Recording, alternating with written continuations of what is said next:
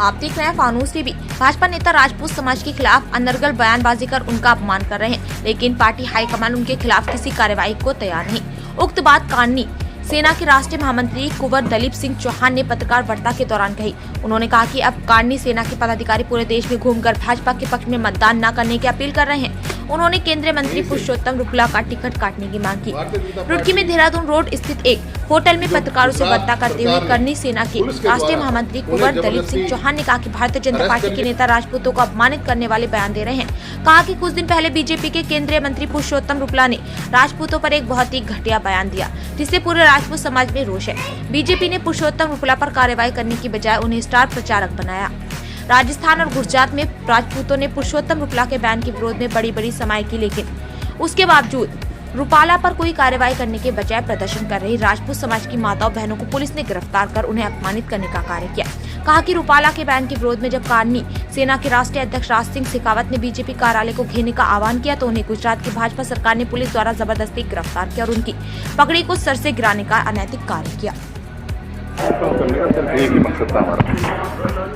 कि पिछले कुछ समय में जिस प्रकार भारतीय जनता पार्टी के नेताओं की तरफ से राजपूत समाज को नीचे गिराने का, अपमानित करने का जो कार्य हुआ है, उनके विरुद्ध हमारी अपील है भारतीय जनता पार्टी को कि पुरुषोत्तम रुपाला जैसे नेताओं का टिकट काटें, उनको सबक सिखाया जाए और दूसरे हमारे जो जिन सांसदों के टिकट काट दिए गए उन्हें पुनः टिकट दी जाए।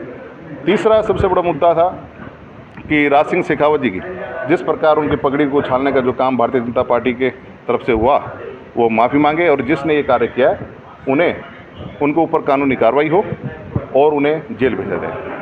अगर ये कार्य नहीं होता है तो इसलिए हमने सभी पत्रकार बंधुओं से, आप सभी से मिलने का आग्रह किया कि अगर ऐसा नहीं होता है कल तक, तो भारतीय जनता पार्टी के खिलाफ पूरा राजपूत समाज जाएगा और उनके विरुद्ध वोटिंग करेगा। क्या पूरे देश के ठाकुर इस बात का निर्णय लेंगे? बिल्कुल बिल्कुल, इस बार पूरे देश का राजपूत एक साथ है और एक सुर में सभी के सभी, एक सुर में सभी की मांग यही है कि जो अपमानित करने का कार्य हुआ है वो दोबारा ना हो, इनको सबक सिखाया जाए।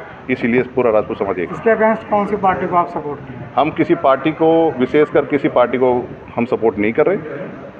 जो भी कैंडिडेट होगा, जो भी पार्टी होगी, भारतीय जनता पार्टी होगी, वो अपने खुले मन से अपने राजपूत समाज वोट करेगा। अभी आपने कहा भाजपा को छोड़कर, आपने कहा कि भाजपा को छोड़कर किसी भी करना। हाँ बिल्कुल, अगर हमारी कल तक, अभी तक, क्योंकि बीजेपी ने राजपूतों को एक अपना गुलाम या अपना बंधुआ मजदूर समझ लिया कि वो चाहे कुछ भी करते रहें, बीजेपी को राजपूत वोट करते रहेगा। लेकिन इस चुनाव में आप देखिएगा कि जो ये 400 पार का जो नारा इन्होंने लगा रखा है, इस बार वो कितना पार जाता है वो आने वाला समय बताएगा।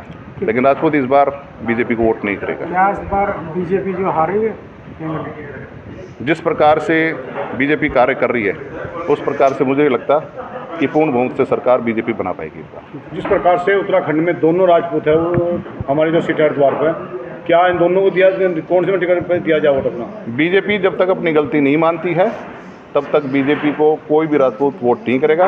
उसके अलावा दूसरा कोई भी कैंडिडेट हो, राजपूत खुले मन से अपना वोट करेगा।